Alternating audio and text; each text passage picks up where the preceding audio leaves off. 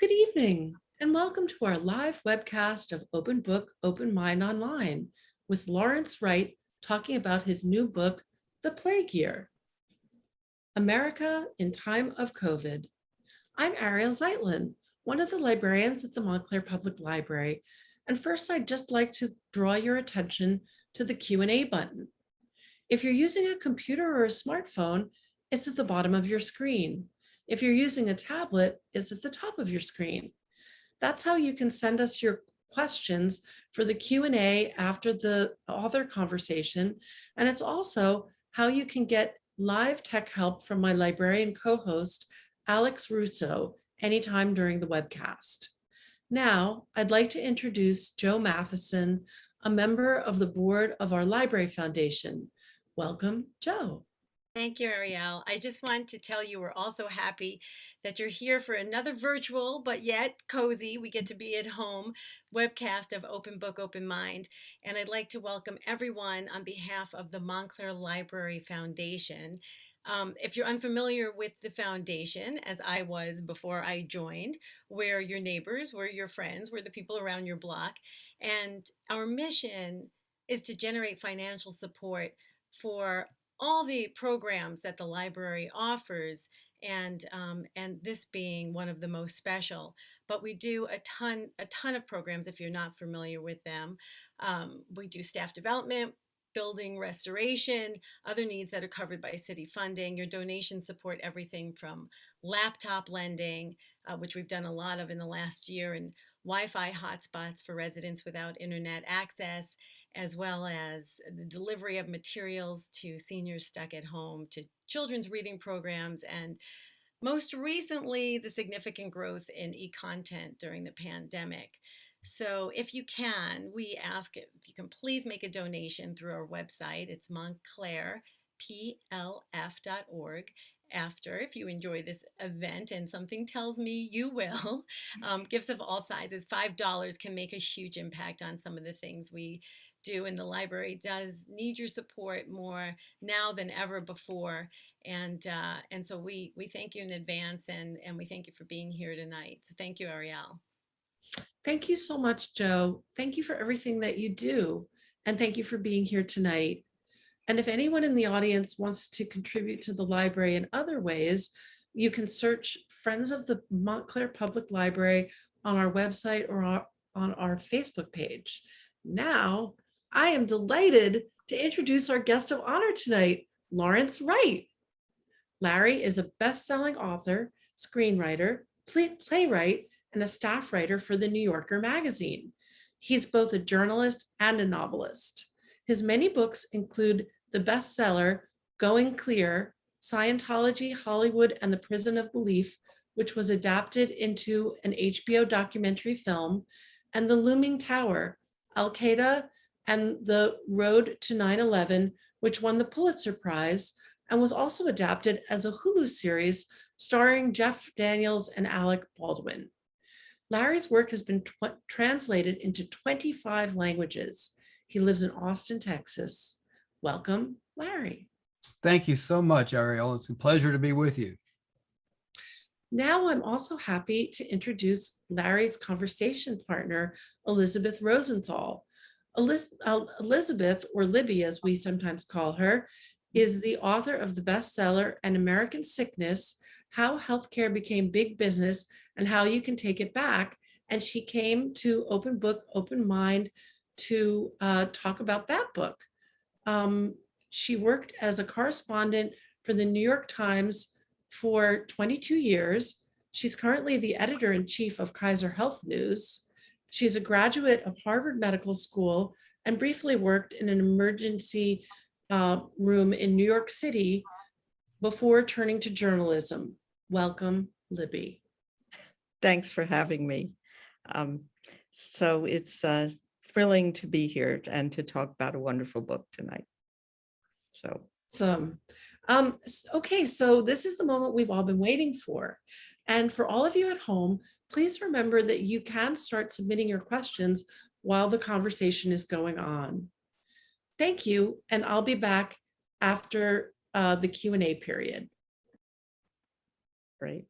Well, Larry, first of all, thanks for forcing me to relive a year that I kind of hoped I'd forget, but you do it in such an engaging way and in a way that tries to understand how on earth this happened in this country of ours and how it's still happening, really. And there's so many lessons to be learned from every chapter.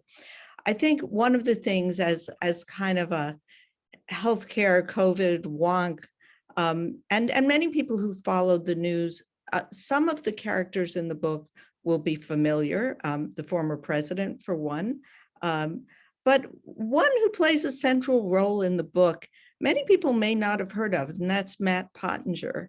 So can you tell me, like, I was a correspondent in China when Matt was there. Oh, really? And I was at that Chinese New Year's Eve party when a bunch of us old China folks were going, wow, something bad is going on there. Can you tell us a little bit about Matt and the role he played in this drama? Well, Libby, first of all, thank you so much for doing this. I'm so honored by your response to the book and you're taking time to do this. And also kind of floored by the coincidences that you just surfaced with Matt. Matt's a really interesting guy. And I think part of what makes him interesting is that, you know, he was the Deputy National Security Advisor, but he had been a Wall Street Journal reporter in China during the SARS outbreak in 2002 and 3. He speaks fluent Mandarin.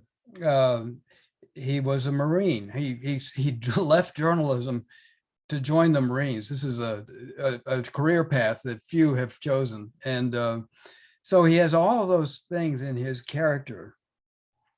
But I think that the fact that he was a reporter was essential in the role that he played in the White House.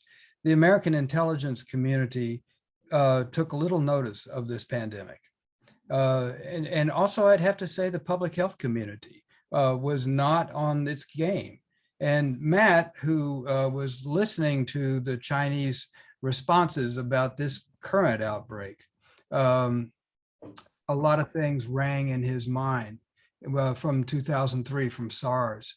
On that occasion, as you know better than I, when World Health authorities went to China to find out what was going on, the Chinese reportedly hid the patients in ambulances and taxis until the authorities were gone. This is while the disease had already jumped to Ulaanbaatar and Vietnam and Singapore and Canada and San Francisco. It was already becoming a worldwide pandemic, and it was only, you know, immense effort by the public health communities all over the world and a huge amount of luck that we weren't faced with a SARS pandemic. So Matt, instead of relying on the intelligence community, he picked up the phone and began calling sources in China. What's going on? And what are you doing about it? And he found out early on that it was a humanly transmissible disease, which the Chinese were denying. And the American public health community hadn't yet taken seriously. One of his big contributions, besides starting the coronavirus task force, was to advocate for masks at a time when nobody in the White House was wearing one or even thinking about it. When he put on a mask, he said it was like wearing a clown nose. The president asked if he was ill and so on. But all of these things, you know, much credit to Matt Pottinger, a single individual in the White House who, on his own initiative, made so many changes that really kept us from having for instance, stopping travel from China. You know, it was Matt that did that. So all of those things mitigated the spread of the virus in those early days. And so without him, you're saying it would have been even worse. I mean, there was a wonderful scene you described where he got this piece of information from China and ran to tell everyone, and it felt so urgent that he forgot to like put the parking brake on his car. Yeah, he left his car in neutral and it wandered in the White House executive drive, just took a little path on its own. And the Secret Service, of course, was frantic. But yes, he was intense. He knew how dangerous the situation was when very few people did. And he was not someone we saw on the podium with Donald Trump frequently. Who listened to him and who didn't, and why not? Well, first of all, he organized a group of principals which became the coronavirus task force. He called in public health at Fauci, Redfield at CDC, the FDA. He rounded up the principal people in public health. He got the White House chief of staff, Mick Mulvaney at the time, and the Treasury Secretary. And so everybody with an interest in this, he convened, and nobody was prepared to take it as seriously as he was taking it. Public health people were not alarmed yet, concerned perhaps, but not at all alarmed. And the Treasury Secretary and the White House Chief of Staff, when they started talking about closing down flights from China, tens of thousands of people coming in every day. And the Chinese were shutting down internal transportation. But if you wanted to fly out of the country, that was fine. And so, we were bringing in a lot of virus that didn't need to be here. And there was a tremendous amount of pushback on that. And, it took quite a lot of persuading, but it was all Matt Pottinger. Yeah, and that's something, when you talk about SARS, I think one thing people don't remember is in 2003, it was still really hard for Chinese citizens to get visas and passports to come to the US.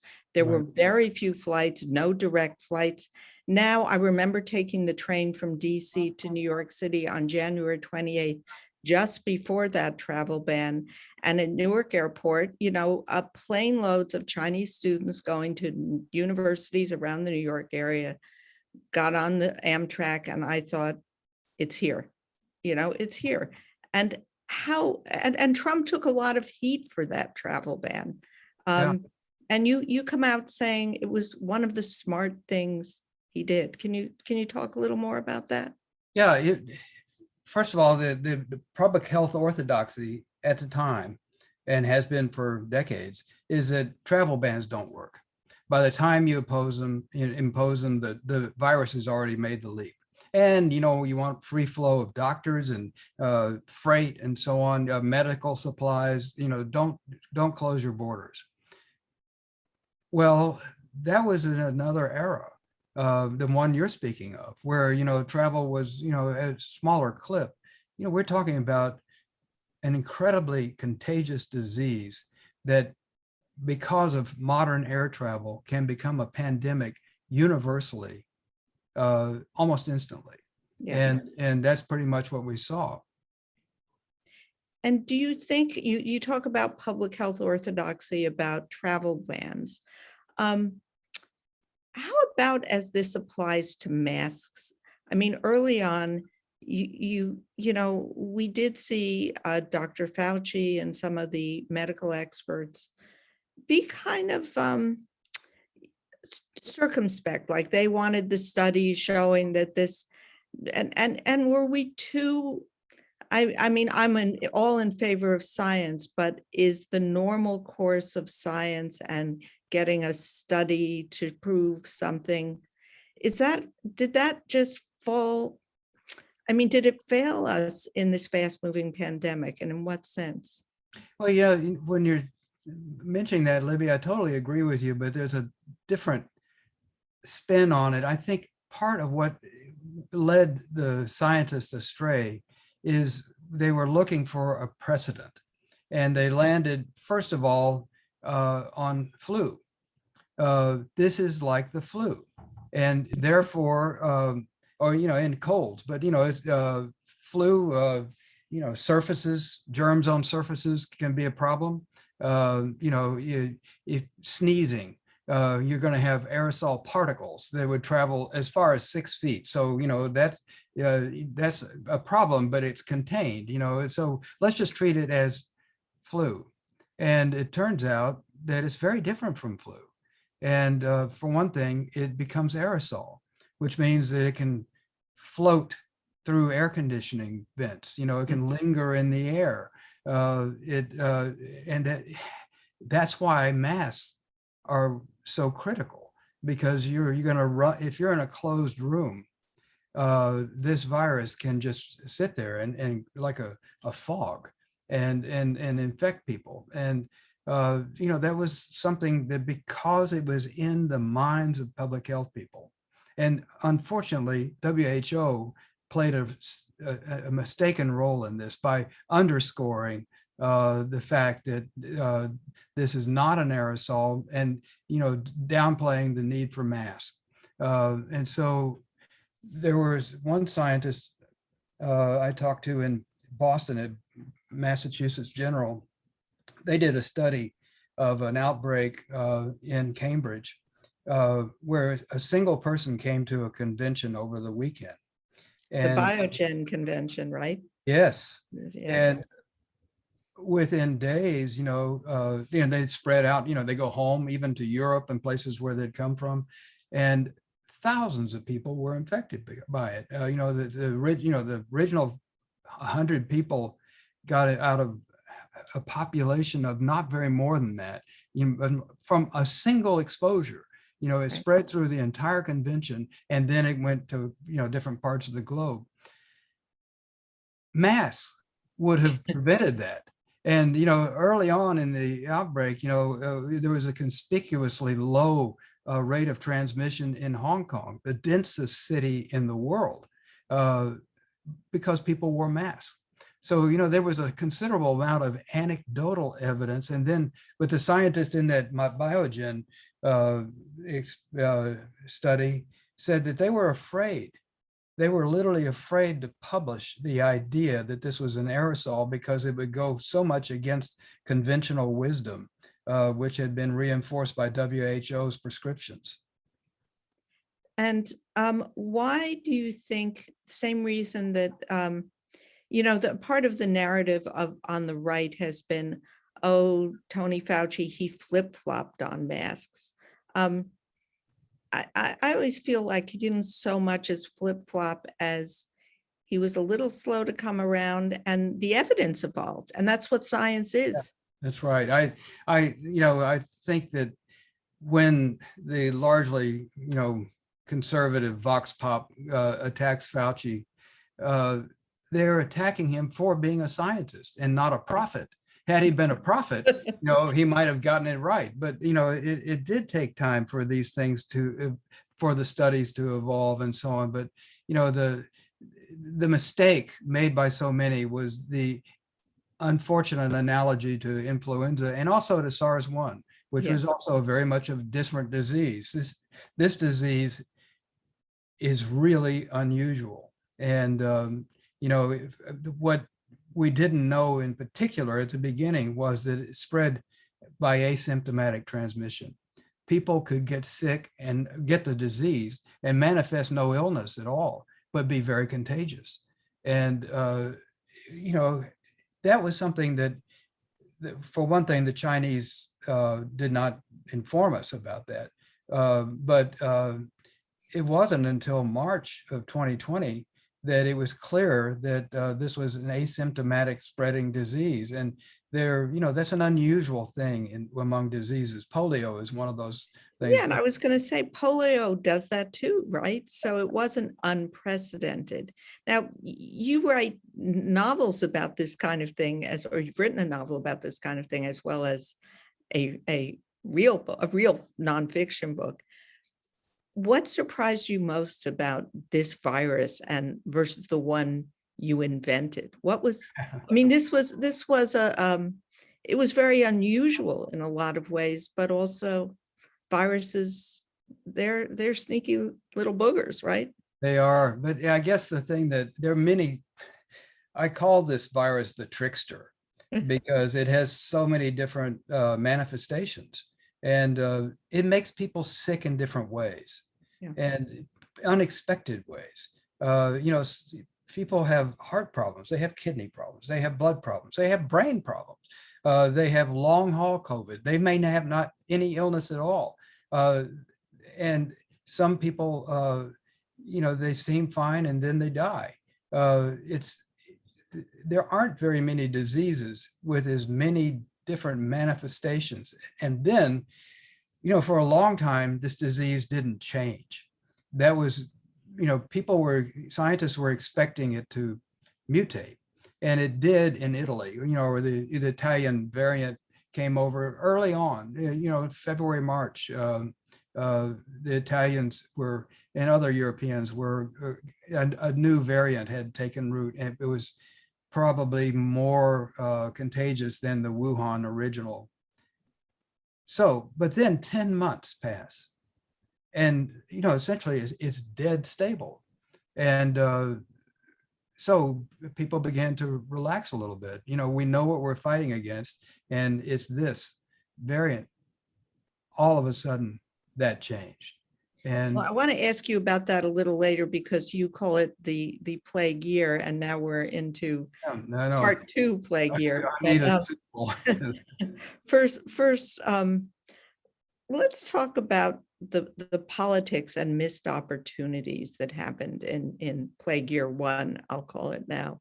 One of the statistics that always is mind-boggling to me is when you look at the total number of deaths in some place like South Korea, it's 2,000. It's minimal in a country that's smaller than ours, but is a big, I think, 60 million, 70 million population. So what did other countries do that we didn't from the start? Where did we miss the ball, and why? Well, you point out South Korea is a good example to start with, because it's, right next to China. Now, what was China's solution? Lock everybody up. It's an unbelievable thing to do, and no other country could do it. It was a unique solution, and we don't know really how well it worked, but let's say it worked. But who could? And not a terribly palatable one for the people who are locked up. Yeah. Let's all these people in the United States that feel like their freedoms are threatened by getting a vaccination just in the little time dealing with the Chinese solution. But so, and in a way that posed a kind of ideological threat to democracy. How are democracies going to handle this? Well, the answer is some of them did very well. South Korea, Taiwan, which had really gone to school on China. And they knew how to handle an infectious disease, and they had been exposed to SARS before. They'd had that experience, and so they were early on, they took it quite seriously. I believe that every country was going to suffer, and the United States was certainly going to have a rough go of this disease, and tens of thousands of people probably would have died, but maybe not hundreds of thousands. Because if you compare, our behavior, there was a global survey ranking the countries of the world by their ability to respond to a pandemic. And this came out in October 2019, just a month before the virus first surfaced in Wuhan. And out of all the countries in the world, the number 1 best country in the world in handling a pandemic was the United States. And number 2 was the United Kingdom. And, if you had turned those rankings upside down, it might have given you a more accurate picture of it, because countries like Angola and Latvia and Vietnam did rather well. And even in our own country, Libby, it was thrown into the hands of the governors. But out of the 50 states, there are marked differences between the outcomes in, let's say, in Vermont and South Dakota, 2 small states with about very similar populations, very low unemployment. And, they had very similar economic outcomes, but South Dakota had 12 times as many fatalities. So, you can draw conclusions about the political leadership in the world and also in our own country. And to go back to the first you talk a lot about the missed opportunities as this grew. The first one, of course, one thing that South Korea did was, as soon as they saw this coming, and this is not about national health systems or more dispersed health systems, which South Korea does have. They went to their test makers and said, we're going to need a test for this now, and we're going to do it. What the US, I mean, oh my gosh, there was the testing was botched from the beginning. And then when we finally had a test, the results didn't come back 6 months later for 12 days. So they were useless for contact tracing. How on earth could, what was considered the best, the CDC, the gold standard, how did we blow it on that so badly? It's heartbreaking because I did stories as a young reporter that took me to the CDC on several occasions, and I admired that institution more than any other in the government. And the people that work there, they regarded it as kind of a holy place. It was, so that aside, first of all, in order to make a test, you need a sample of the virus. And the Chinese to this day have never sent us a sample of the virus, or anybody that I know of. It could be that South Korea got a sample, and so they got a head start. But for whatever reason, in my mind, it's totally inexcusable. But we could make a test based on our supposed genetic sequence. But it wasn't until we got a case in Washington State on January 19th that we had a sample of the actual virus, and that went to CDC, and they were able to, pull the trigger on making a test, and they were in a hurry. Here's what I don't understand. There are a lot of things I don't understand, but when they made that test, when they sent it out the door to public health labs around the country, they knew that it would fail 30% of the time. They didn't tell anybody, but they knew that it was flawed. And so public health labs, when they receive a test kit like that, the first thing they do is make sure it's actually valid, and so they test it on things they know are not contaminated, like sterilized water. And the water was turning up infected with COVID-19. Right. And so that can't be right. And then, first it was 1 or 2 labs, and then it was a dozen, and then it was 100 labs around the country were having the same problem. And weeks were passing. The virus is spreading around the country. There's no way of, the medical establishment was totally blind to the spread because we had no test. And so 3 weeks. While there were tests in Asia, there were tests in Europe. I have a particular interest in this because my mom in an assisted living community in New York died of what was probably COVID, but could not be tested because it was in April. But, I'm sorry to hear that, Libby. It's no. There have been so many similar stories. Right. It's because of the failure of our institutions. Yeah. And so many people might be alive had we been able to measure the spread of the disease. Well, 3 weeks later, the FDA, which was also slow off the mark, sent somebody down to investigate at the CDC what's going on here. And he arrived on Saturday afternoon, and they wouldn't let him in. And then on Sunday, he was able to get in, but they wouldn't let him in the labs. So I guess it was still the weekend, but the whole country's waiting for a test. Right. So Monday, he finally gets in and goes to the lab, and what does he find? The nasal swabs that had been going out to be, from CDC directly to doctors and public health things to test for the virus they were examining that in the same room where they were manufacturing the test kits.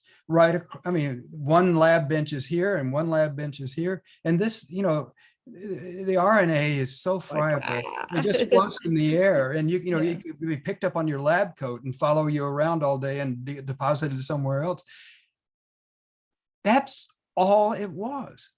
It was just an elementary case of contamination that, for whatever reason, the CDC, this mighty institution, couldn't spot on its own. Yeah, and there is an element, and in your book too, of kind of a Keystone Cops drama with these institutions that are, you know, when we finally get tests, oh, there aren't enough swabs to do them. Like, okay, no one thought about that. You know, there's an element of disorganization in the national response. Right. Yeah.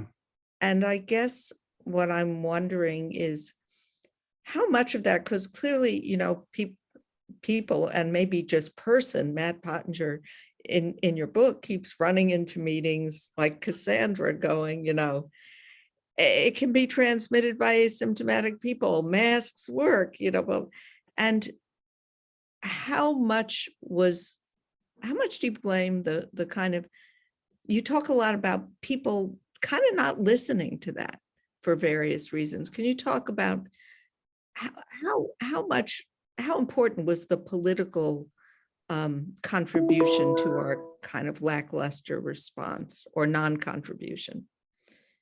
Well, it's a complicated response because, for one thing, I've been interested in the fact, you know, going back through history and looking at pandemics in the past, people don't remember them.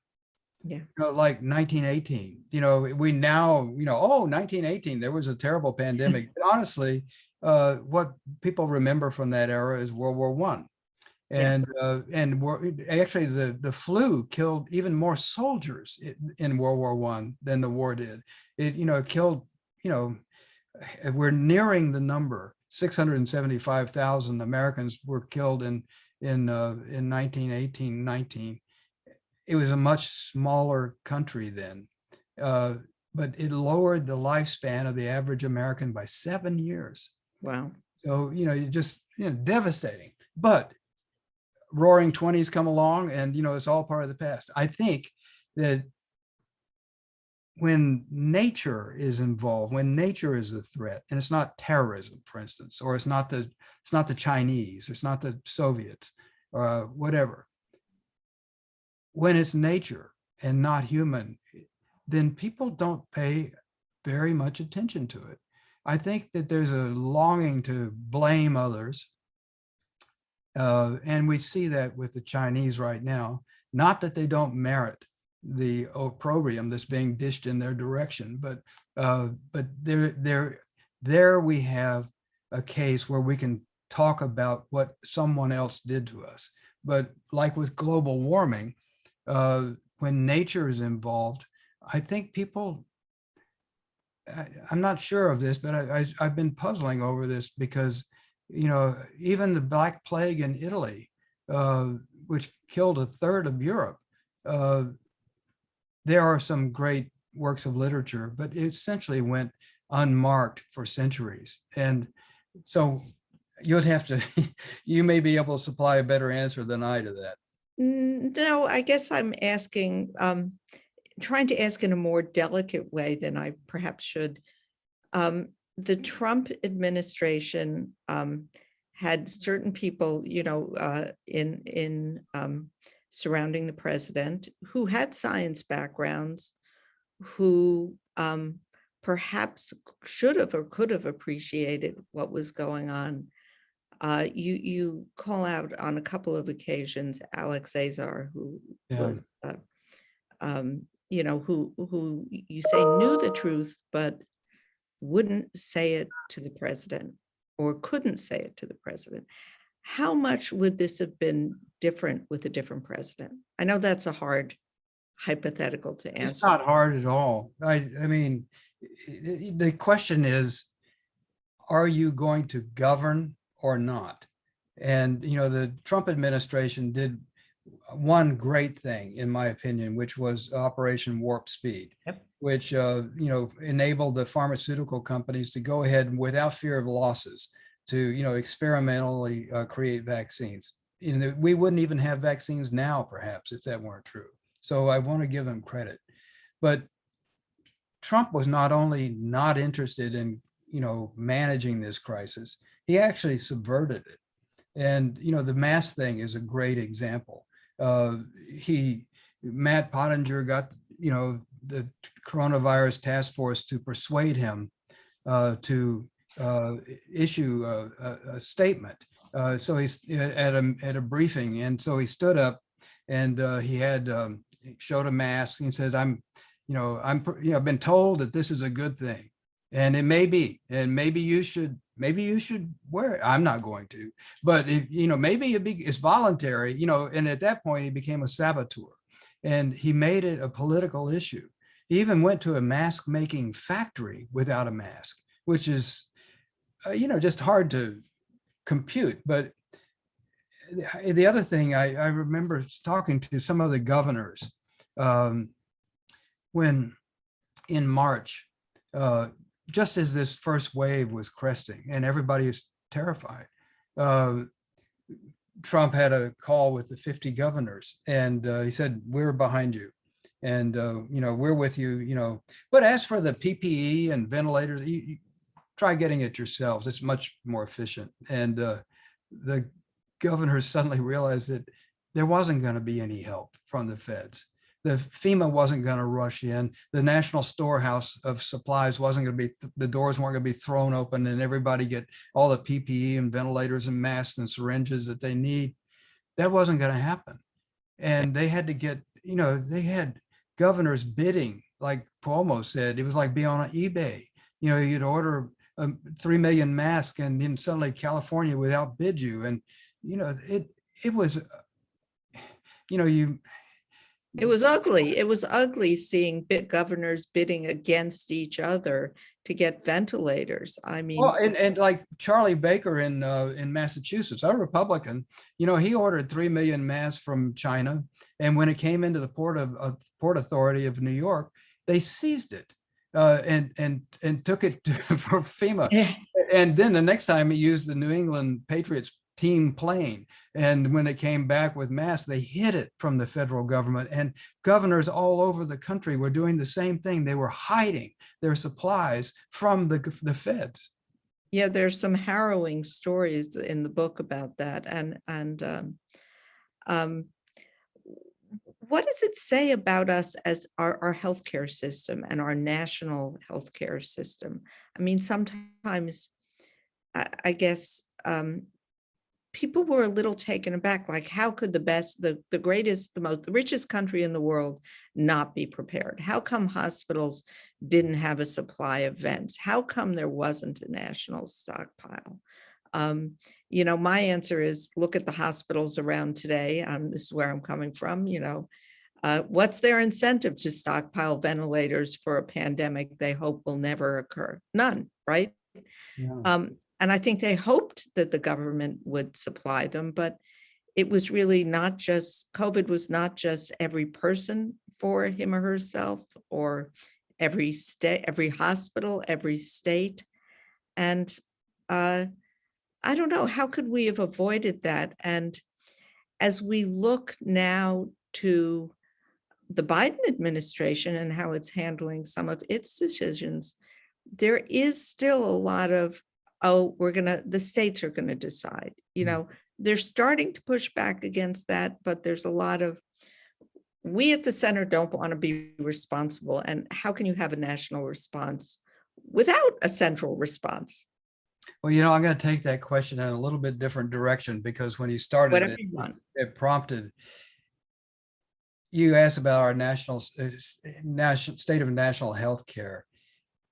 Our state of national health is abysmal. And most of the people, more than 90% of the people who died had comorbidities. They were obese. They had kidney problems. They had diabetes. We were a very sick country before COVID-19 arrived and harvested so many people who were already weakened by comorbidities. And, that's a problem that the healthcare system, I think whatever we can do to diminish the amount of illness that's already present in our country, aside from COVID, will make us a stronger and healthier country in the future. But, we're weakened by the diseases that are already prevalent. And is our kind of federalism a problem in dealing with these kind of things, letting different states decide? Now we see governors prohibiting mask mandates, I mean, it seems like, yeah, we can't do travel bans between, Florida and New York, right? That's not going to happen. So what did we learn from this? Well, I think of this pandemic as being kind of like an X-ray, and that it allows you to see into your society at all the broken places. And healthcare is an obvious, terribly fractured entity. Should we have national healthcare? Well, I think in many ways it would be it'd be far superior to the system we have now. Maybe there are fixes to our healthcare system that don't involve that, but something has to be done. And it's a large part of it, as I was going to say, we have so much illness in our country already that's preventable. And some kind of healthcare system that addresses people who are not yet in the hospital, that advocates for health and takes care of people as they are growing older and facing these new diseases. That's what will keep us from having the kind of catastrophe that we've had with this experience. And you describe in the book some cases of, this is an illness that not only affected disproportionately people with comorbidities, but diverse communities. And you describe and can you say something about that and the differences in care people got, maybe waiting in an emergency room or trying to get an ambulance if you had means or didn't have means? Right. Yeah, I think that the average lifespan in America for white population has dropped by a year, which is a lot, and it had been, increasing, but, now it's suddenly turned the other way. And the gap between Black mortality rates and white had been diminishing for several years, considerably. But in this recent thing, the average lifespan for Black Americans has dropped more than 3 years. So, it's very telling. And of course, it has to do with, many of them are essential workers, and that makes a huge difference. They have an outsized number of comorbidities already, and that is, a fatal problem. And then access to healthcare.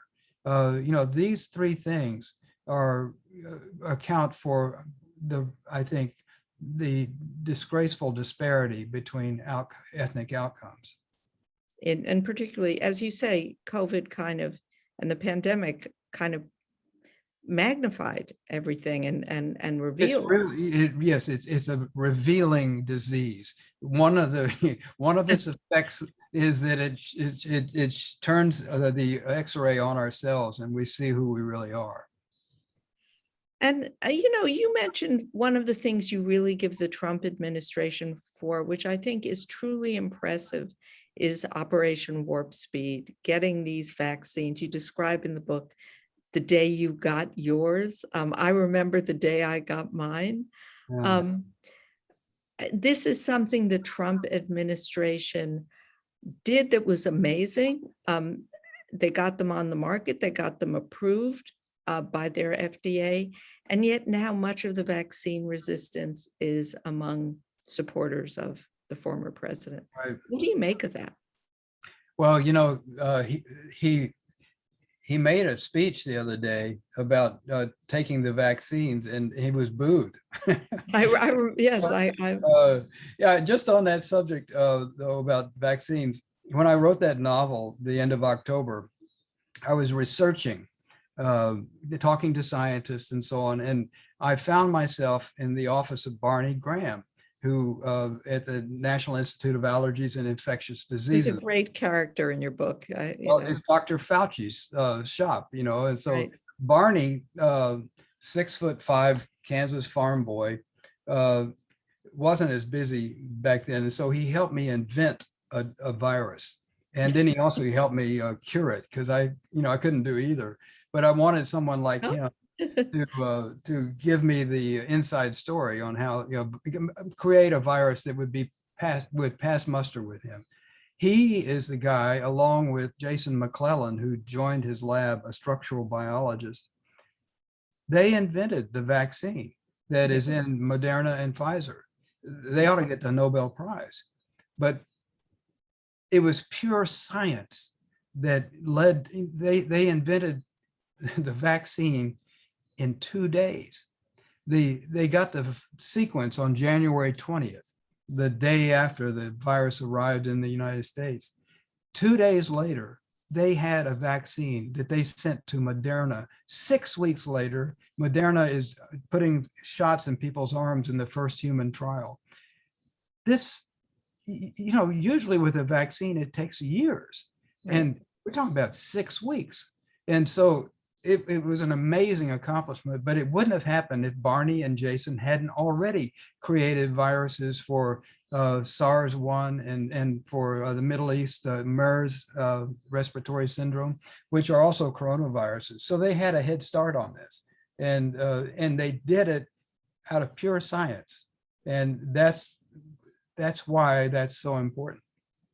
Yep, and I guess the question that is baffling to me is, it was amazing, and the Trump administration threw a lot of money to basically indemnify and support this development, the commercialization of what had been done at the NIH, and yet now much of the resistance is from supporters of the former president. How do you connect those dots? I mean, this is your vaccine, guys. You did this. You got it approved.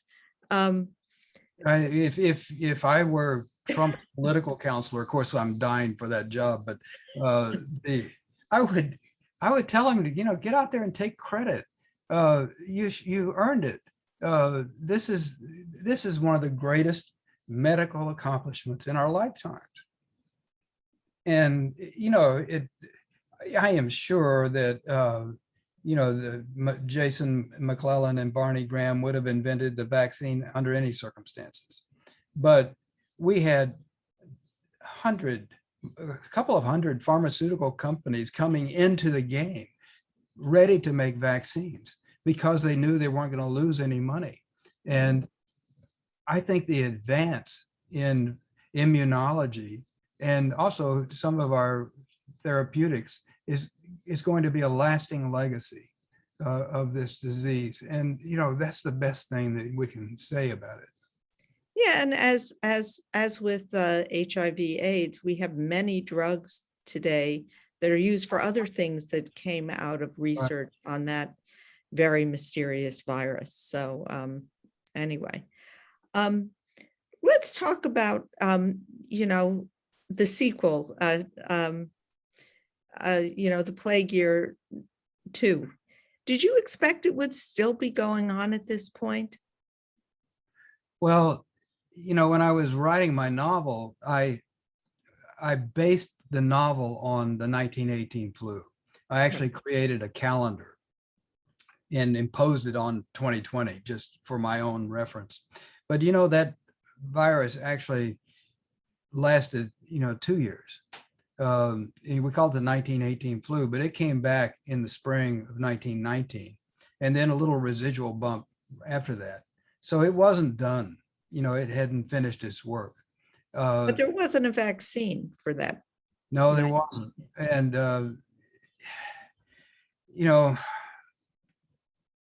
I guess what I'm I asking. guess the best way for me to answer your question, Libby, is I had higher hopes that the Americans would respond to this vaccine that we all knew was the only exit from this room, this dark room that we've been trapped in. And I had higher expectations of their commitment, not just to their own health, but to their own communities and families. And so it's been discouraging to see that we can't seem to make that leap. And I think that there is a lot more fear about the Delta variant right now, and more people some of the resistors are beginning to give up on that. And I think the president has made it clear that the feds are, ordering a lot of mandatory vaccines. And so they're taking the steps that they can. No doubt that'll cause even more resistance, but our community of America, we have to protect ourselves. And so I'm in favor of getting as many people and strongly encouraging them. I think that people, if they get on an airplane, they should have a vaccine passport. I think that if you're going to go to work, you should protect your coworkers. You should have a vaccine passport.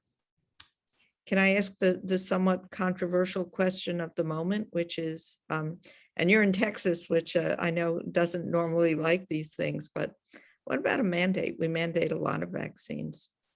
I think it's totally appropriate. It's so highly political right now. I think that President Biden is doing what he can to work the edges. And a mandate would be incredibly inflammatory, but maybe the only solution. I mean, if we look back to when national seatbelt laws came into play, there was a lot of I had in-laws in Arizona who were like, I'm never wearing a seatbelt. It's my right to not wear a seatbelt. But now they just buckle up. It's. Do you think why can't we do something more national on this? Why don't we say, as now many European countries have done, if you want to come into our country, if you want to get on a plane in our country, you have to have a vaccine certificate. I'm totally in favor of that. And I think the vaccinations for school children also, because, there are lots of vaccines they have to take in order to get into public school. And I think it'd be appropriate for this as well. Yeah. Yeah. After everything you've seen following this plague year, I guess I want to end before we go to questions from the audience. You have a bunch of really fascinating conversations in the book with an Italian friend who is, I believe, Dr. Pomata. Pomata, yeah.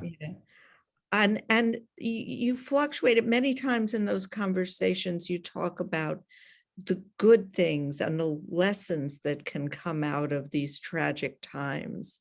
How do you feel about that now? I mean, you and she were talking about, post-plague, there was the Renaissance. Do you see any of that coming out of this? I mean, we're in such a dark place at the moment. Do you see or feel light at the end of the tunnel? I think it's too early to tell. With the 14th century bubonic plague in Italy, people began to realize that their Middle Ages, things weren't working. What had worked in the past didn't work anymore. And so it opened their minds to fresh thinking. And that's what allowed the Renaissance to rush in, conceivably the most creative period in human history. I don't think we're going to have a Renaissance. But damn, I was hoping for that. I was hoping for a yes. But changes are underway. The question is, are we going to change for the better? And our history gives us several examples, that are pro and con. I look at the Great Depression and think about how in the middle of that, we recreated our society and made it stronger and more compassionate and more efficient and healthier. And then in World War II, we remade our economy into the strongest force in world history. But then, 9/11, we invaded Iraq, a country that we had no business going into. We set up Guantanamo, we tortured people. We became a country we couldn't recognize. So every tragedy has an opportunity buried inside of it. Whether you take advantage of that is a question for that's right in front of us right now. Yeah, I mean, it's going to be a fascinating year ahead, I'm sure, or 5 years ahead, because this is going to have a long shadow, I suspect. Yeah. So I'm going to ask you some of the questions from our audience. One is there anything you would do or we can do right now to prevent or ameliorate future pandemics? Like what pandemic lessons should we learn from this? Well, I think we need to make sure that we support the science that, has shown itself to be so valuable. I think we've got a big step forward on the immunology, and the possibility, for instance, of a universal flu shot would alleviate a lot of suffering and death. And I think that's within range. And I think, as I said before, enhancing the health of Americans generally is the best possible thing we can do to prevent the mortality that we've been faced with this time around. So I think a program of health, not just of, treating disease, but of actively promoting health, that would make a big difference in the constitution of ordinary Americans. How about talking about, you at some point you called in the book the CDC a captive agency, I think was the word you used. Likewise, you suggest the FDA has some elements there. What could this gold standard agency do? I mean, I think what I saw and what I learned was that, these were fantastic epidemiologists who went all over the earth supporting others. But when it came to on the ground public health in the US, we just didn't have the people. Yeah. Most public health departments were, two chicks telling people to wear masks who were saying, who were threatening their kids. It was tragic. What should we do in terms of not just health, but public health? Well, if you go look at a medical school at a university, it's going to be one of the grandest buildings on the campus. It's going to be funded by, Pfizer and, all these, the billionaire doctors are going to be dedicating wings to it. And then if you happen to find on that same campus a school of public health, it's going to be rather pathetic by comparison. It's on the same level as the nursing school. It's something that from that very beginning, people don't pay attention to, people don't give money to, people don't care about. So I think with our public health institutions, we have to build them up from the bottom. We have to recruit people to go into public health, and it's thrilling. It's an amazing career. You have to have a lot of nerve, and you have to be adventurous, and you have to be clever. But there are a lot of people in that category that are going into accounting. So, we could easily draw people into public health who can understand the challenge and the romance of it. And it would begin with those institutions on the campus. And let's build up the public health from the roots. And, there have been tens of thousands of jobs in state public health that have been lost. And those departments are all weakened. Hospitals have shut down or closed down wings. We have a reduction in hospital beds, even despite a growing population. And so that you have something like a big, how many communities have been tested with the edge of their, like here in Austin, opened up the convention center for ICU beds. we don't have the capacity to handle plagues of the future. And so we have to plan on that as well. And, I think it's vital that we take care of the health of our children. It used to be that every school had a nurse, and now they have an armed guard. So Yeah. I think, And did 9/11 partly account for our turning away from nature's threats and turning towards, the much more palpable threat of terrorism?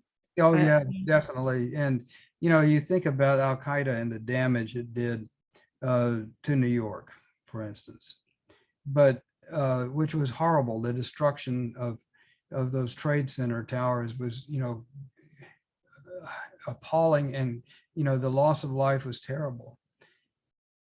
But just in terms of sheer physical damage, Hurricane Harvey did far more damage to Houston, and far more than Al Qaeda could ever have expected. So the loss of life wasn't as great, but it might have been. So when nature enters the ring, there's a sense of resignation. And I think with global warming, you see it very clearly. The Earth is obviously warming up, and with catastrophic consequences for us that are happening nearly every day. And you got hurricanes headed to New York on one side of the country, and you got fires burning all the way down the West Coast. These are all consequences of global warming, and yet there is a kind of resignation and indifference, I think, because it's natural. And suppose the Russians invaded America and killed 500,000 Americans. We would be as one, unified in our response, and we would destroy the enemy, and we'd be, but when a virus does it, there's an absence of unity, at least in the country that we're constituted right now. And I'm glad you brought up climate change and global warming, because when people say, where did this anti-science thing come in COVID? Because a lot of the issues in the pandemic are people who just don't believe that there is such a thing, right? Or they believe that ivermectin will work, or previously hydroxychloroquine. I mean, there is this shared, we don't believe in the science kind of narrative that underpins both the reaction to climate change and to the virus. How did we get that in this country? I mean, we have some of the best scientific institutions on earth here. It's odd, because there are people that will take ivermectin or hydroxychloroquine based on something they heard on the radio. Yeah. And yet they won't take the vaccine despite its proven efficacy and safety. I think the total number of people that have died, if I can recall these figures, 5,000 people in the United States from December to June of this year died in the 2 weeks following a vaccination, but only 5 of them, maybe it was 3, died as a result of the vaccination. And that was the Johnson & Johnson blood clots that has been addressed now. So 3 people died as a result of vaccination. 560,000 or 600,000 people have died of the disease. So the disparity, and I speak as one who has had a reaction to an inoculation, and it was terrifying, but it was an allergic reaction, I'm convinced, or it may have been Guillain-Barré syndrome, but it didn't keep me from taking this vaccine because it is proven to be safe. Yeah. Yeah, a lot of mysteries here about how the US works. I was hoping, as someone who's from Texas, you could explain it this New Yorker and our audience here. I fear that, when, I've had people in my life who have died because they decided not to deal with medicine. They died of treatable diseases. And it's not just this instance, but there is this resistance to authority, and there's nothing like authority. I mean, medicine is the authority, right? And people want to come up with their own solutions, and they're not working very well at the moment. No, I mean, and sometimes if it happens, like there was an interesting program on This American Life about trying to persuade Trump Republicans to take the vaccine. And, it was a focus group, and they were interviewing people from all over the country who were, avid Trump supporters who refused to take the vaccine. And they listened to Tom Frieden, who had been head of the CDC. They listened to Kevin McCarthy, who was the Republican leader in the House. They listened, so they heard all these. It didn't change anything. They were all just adamant. And finally, Chris Christie spoke. And in New Jersey, I guess you've had plenty of experience with his manner, which is totally blunt and laying it on the line. And he said, yeah, I had it. I had it worse than anybody. We had in the White House, we were preparing the president's debate, and there were 7 of us in the room. I got it the worst. The president got it the next worst. And then Hope Hicks, who runs 5 miles a day and is 30 years old, she got really sick. And, so he went down the list, and he said he was really, really sick. But he said, then, my cousins, the husband is a longshoreman, and his wife, they're good friends, and they got it, and they passed away. And he just said it like that. Everybody in the focus group moved from where they were. For whatever reason, it was the messenger that made the difference. Chris Christie was not running for office. He was very frank about his experience and how wrong he had been about not getting the vaccine. I think that kind of testimony is what's required to reach people who have been so resistant to it up to this point. Yeah, and we have a question from someone who's a psychiatrist who's trying to understand those 30% of Americans who refuse to get vaccinated, who said, in the 50s, when there was a smallpox vaccine, or when the polio vaccine first came out, there was no resistance. People said, yes, we're just going to do this. Why now? What's changed in our society? I think there are 2 things. One is that those diseases were terrifying. But this is a terrifying disease too, right? Not compared to smallpox and polio. Yeah. It was back in the 50s when I had that reaction one day, and I woke up and I couldn't move my legs.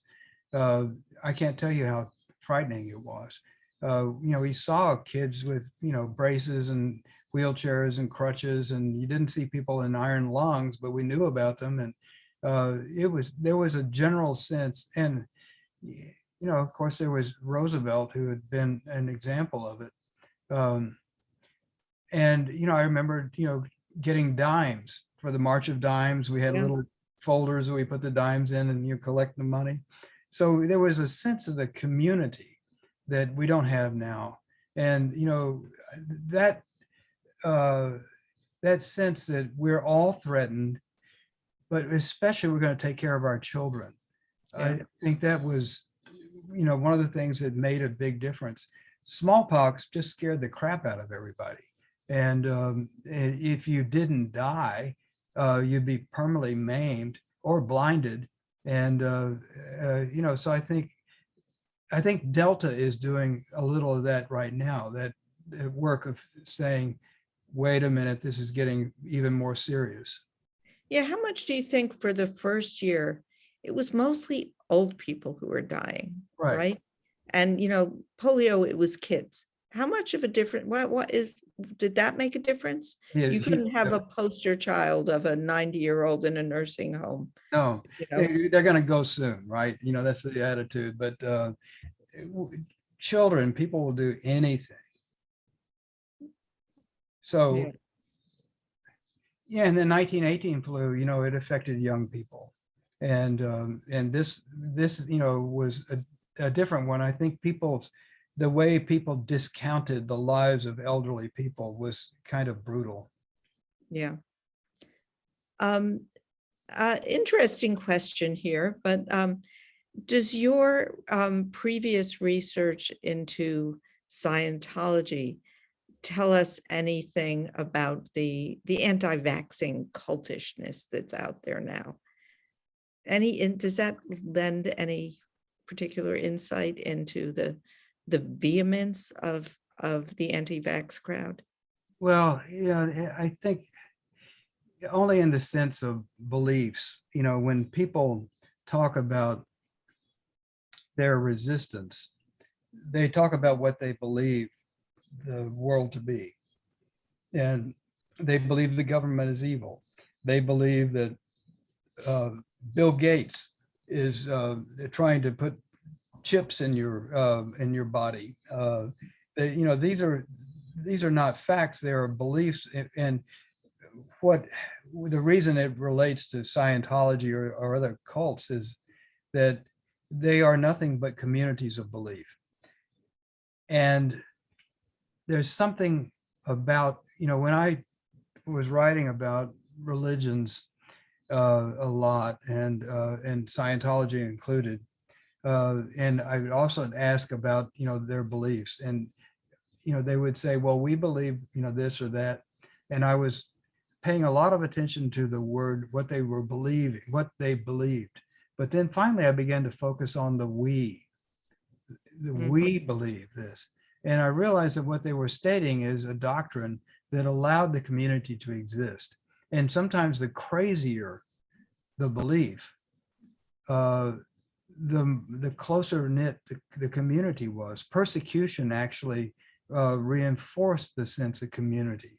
So you have a wall of disbelief you have to crawl over, which is, all the absurdity that separates this group from the rest of society. But once you're over that wall, you're in a community of like-minded people. And I think that at root, it basically is a search for community.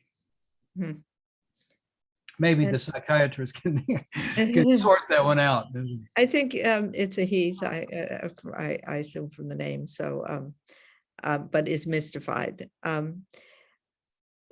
One question again from the audience is, why didn't we, when we couldn't get our own act together for a COVID test, the WHO was giving one to other countries, Germany had one. Why didn't we just drop this made in the USA thing and we're too proud? Was it pride? Was it nationalism? What was it? Yes, I mean, it's very easy to answer that. It was ridiculous. The WHO test was the German test, which they actually accomplished the day before the CDC came up with this test. And it was fine. It was a perfectly workable test with none of the problems that the CDC test had. And it could easily have been that we diverted to the German test. Had we done that really quickly, it might have been embarrassing, but it wasn't a tragedy the way that this has turned out. And who could have made that decision? Why wasn't, who could have said, look, this just isn't working, let's shift gears? Emergency use authorization from the first person to have would have the responsibility to make that decision would be Robert Redfield, who was the director of the CDC. If he saw that there was institutional problem that was preventing them from coming up with a test in a timely fashion, he should have said, something's wrong here. We better go somewhere else. The FDA could have made that decision. The administration could have said, we have an emergency here. We're just going to adopt the German test. They could also have opened the gates to, public health labs, universities. Making a test is something that, public health people do all the time. It's And not the University of Washington had a test that they right. I were mean, using on their own patients, but it wasn't licensed. They couldn't. right, exactly. So they could have done that, but the truth is they didn't do any of those things. And so how much fault, hard to, I don't want a percentage here, but Robert Redfield, the head of the CDC, Alex Azar, the head of the FDA, were they forces for good, Debbie Birx, or were they enablers, or were they something in between? Were they afraid of the president, afraid of getting in trouble? Let's start with they're not strong leaders, and they were not great defenders of their institutions. Redfield, an evangelical Catholic who had written a foreword for a book for one of his supporters in which abstinence from sex was the solution to AIDS.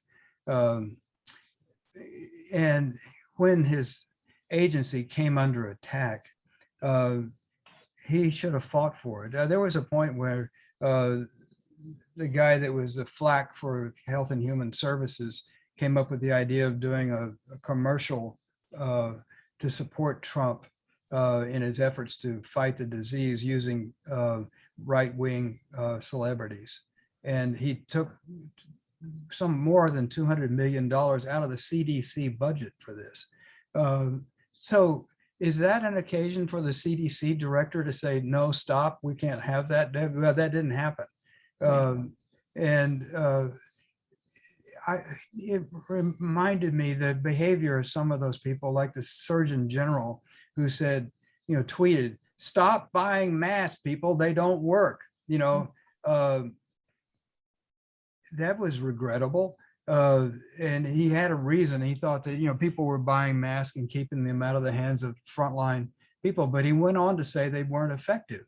It reminded me of the generals in Vietnam, enabling the president.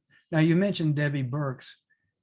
I have a soft spot for her because she was so stigmatized, especially when Trump came out to make his remarks about drinking bleach or shining sunlight inside your body somehow. Yeah, and you have a wonderful story about her road trip across the country to if I can't do it through the White House, I'm taking to the road to. She was shut out. And so what she did with Zaidi, her chief epidemiologist, they drove across America talking to governors and tribal chiefs and university presidents and so on, telling them what they had to do. Nobody else in the federal government was doing that. So, I call them Thelma and Louise, but one of the reasons I'm drawn to them is that people used her as a scapegoat. And yet at the same time, she was doing some of the most productive work in the government. Yeah.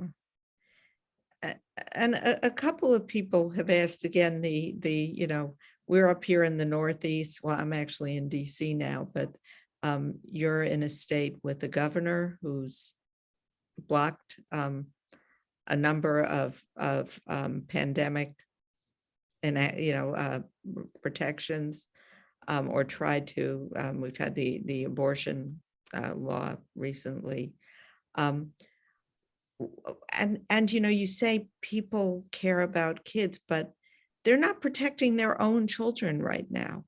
How does that feel, and how does that play out? And I know Austin is not Texas, so but maybe you can kind of, that cognitive I can dissonance. explain it very quickly, Libby. The only election that matters in Texas is the Republican primary. And Texans, by and large, support a mask mandate. They oppose constitutional carry of weapons. These are not popular things, but they are popular with the people who vote in Republican primaries. And that has been the ticket to office for decades now in Texas. And so it's not just Texas. You see it happening in many states across the union. Sure, in Florida, I mean. Well, governors taking extreme positions, not for the health of their constituency, but for their political standing in a Republican primary. And it's been a devastating thing for our state and for many states. And I fear for more in the future. And we see the number of hospitalizations of children going up too, and not Right. allowing. Yeah, they're having to fly children around to find ICU beds. It's I think when the governor made this this ban on mask mandates, ban on vaccine, showing vaccinations in order to get into restaurants and things like that, he's responsible for, as far as I'm concerned, all the deaths that have ensued. We don't know how many would have happened anyway, but we know that we're having more people die than need to die. And the measures that might have abated that development have been blocked by this governor who wants to get reelected at any cost. And you could say that by a lot of governors and a lot of other states too, I think. If you have a balance, like there are Republican governors, I don't want it to seem that I believe that only Republicans, are. One of my favorite governors is Jim Justice, who is governor of West Virginia. Yeah, and did a great job. Well, when the virus first came to America, he told his constituents in West Virginia that we are one of the oldest states in the union, and we're probably the sickest. And this virus is going to really hit us. So from the very start, he was telling people how it is. And he made sure that people in the elderly care homes were tested as soon as possible. And every night he would get on television and talk about the people that died. I'm not saying that West Virginia did, sterling, but it's about in the middle of, about where Texas is, which is far healthier and younger and richer. But it should have been at the bottom, and it wasn't. And that's because of the leadership of this 6'7" coal baron in West Virginia. Not at all the kind of person you would normally have picked as, this compassionate conservative. But, Republican governors in Massachusetts and elsewhere have done excellent job, Ohio, but it's a particular group of Republican governors, many with presidential aspirations, and that have really created a terrible problem for all the people in their state and of course people in the country, because it doesn't just stay in Mississippi or Louisiana or Texas or wherever. Yeah, and for, I imagine, school teachers, we're writing a story about school bus drivers in communities where mask mandates are forbidden. It's a lot of exposure to our children. Yeah. The last question that came in is an interesting one, and it kind of comes into how we've approached this. Someone asked, why still don't we have an affordable rapid home test for COVID? Just by the by, we happen to be doing, Kaiser Health News happens to be doing a story about how a 2-pack of the Abbott rapid home test retails for something like $25 in this country. It's free in many other countries, or much, much cheaper. You know, have we made too much of or have we allowed a system that relies too much on the market to guide us through this pandemic? It worked for vaccine development. You give the market great incentives and it responds. Well, But I think we tilted towards vaccines. That vaccines were, the universal solvent. It would, it would solve all our problems. But that presumed that everybody would take it. yeah, And also that people that got the vaccine wouldn't get sick again. So therapeutics got cheated. And I think there's a lot more work being done on that now, and some of it very hopeful. But there was so much emphasis on vaccines, rightfully so, but it's, it's slighted other things. And testing, of course, that we really should have access to easy tests that can be done at home cheaply. And maybe if the government could react with that same kind of warp speed approach to the therapeutics and to the testing, we might be able to take care of that a little better than we're doing now.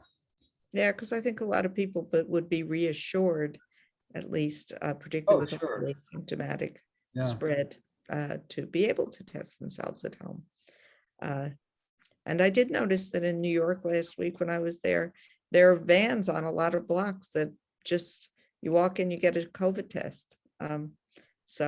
But it's not happening where it probably would be most useful right now. Yeah, right. I assume they're not in Austin or not in Texas. Free test? Yeah, No. free, you just walk up, you pass it on the sidewalk like you pass a deli and get a bottle of water. You can I just- think they might have it at the university, but I'm not sure of it anywhere else. Yeah. All right. Well, I think our time has run out, and I hope I've gotten to most of the audience questions. And now I will turn it back to Ariel to wrap up the evening. And again, thank you. Thank you for taking me through this year in a way that, as it was happening, it was so distressing. I couldn't really process a lot of it. So it's a wonderful book, and thanks. Libby, I've enjoyed so much our conversation, so thank you for doing this. Thanks. Larry and Libby, thank you so much for coming to Open Book, Open Mind for this critically important, sometimes terrifying, but ultimately elucidating conversation. It's really been our pleasure and our privilege to have you. And I want to say thank you to everyone in the audience for joining us today, because as I always say, without you, we're nothing. And if you enjoyed this program, if you want to support the author, if you want important books like The Plague Year to be written and published and go out into the world to change it, if you want your favorite authors to come back to Open Book, Open Mind, please consider buying their books. The Plague Year and Larry Wright's other books and Libby Rosenthal's book are available for sale by our program partner and sponsor, Watch On Booksellers in Montclair, and they're also available to borrow through the library. There's no more sincere compliment to an author. Finally, we hope you'll join us for our next event with science writer Mary Roach on Sunday, September 19th at 4 p.m.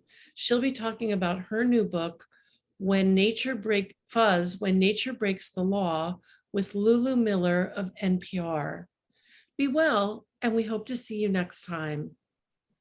Thanks for coming.